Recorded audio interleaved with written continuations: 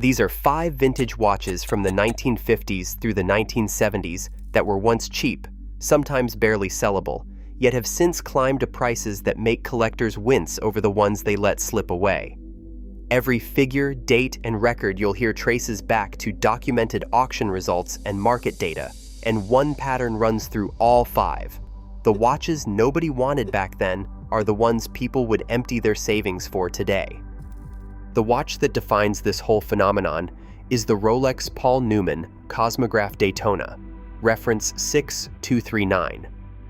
Rolex launched the Daytona in 1963, naming it for the Daytona International Speedway, and built it as a tool watch for racing drivers. The exotic dial that collectors would later christen the Paul Newman flopped at the time, since buyers found it too busy next to the clean standard dial, and estimates suggest only one exotic dial left the factory for every 20 regular Daytonas. That rejection is the exact reason the watch is so scarce and so coveted now. Nobody even used the Paul Newman name until the 1980s, when Italian collectors coined it after photographs surfaced of the actor wearing his own 6239, a gift from his wife Joanne Woodward, engraved on the caseback with the words, "Drive carefully me."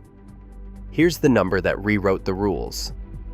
Newman's personal watch sold for $17,752,500 at Phillips in New York on October 26, 2017, after a bidding war that ran 12 minutes against a pre-sale estimate of roughly $1 million.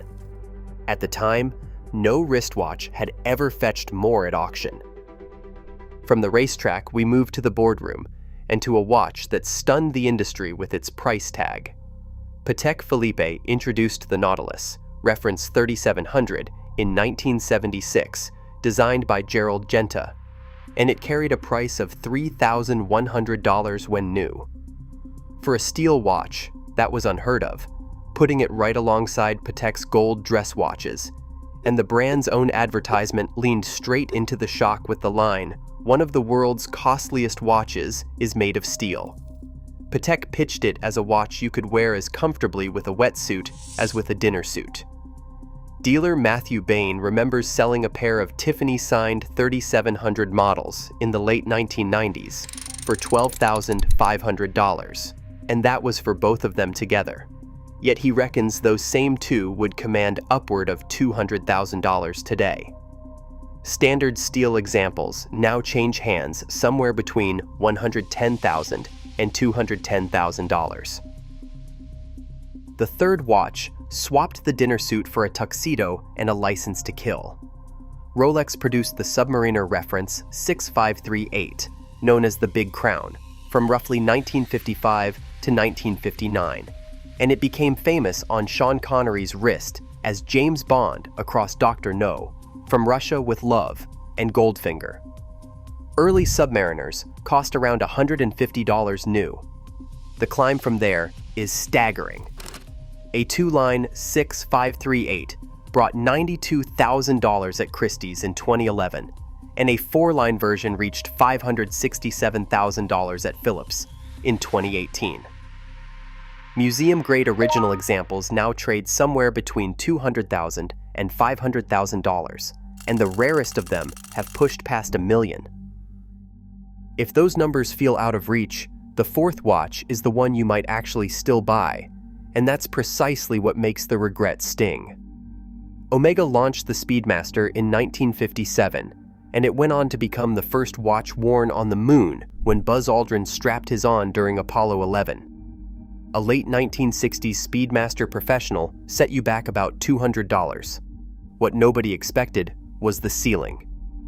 That very first reference, a 1957 example with a tropical dial, sold for roughly $3,400,000 at Phillips in Geneva on November 5, 2021, landing at about 26 times its high estimate and becoming the most expensive Omega ever sold. The modern Moonwatch still gives you genuine space heritage for under $7,500 at retail, which makes it the cleanest you could still own one story on this whole list. Our fifth watch invented an entire category. Audemars Piguet unveiled the Royal Oak reference 5402 at the Basel Fair on April 15, 1972, with Gérald Genta designing it as an answer to the quartz crisis. Priced at around $850 in 1972, it cost roughly 10 times what a Rolex Submariner did, and its bold lines, oversized steel case, and startling price gave it a painfully slow start out of the gate. It was the first luxury stainless steel sports watch ever made.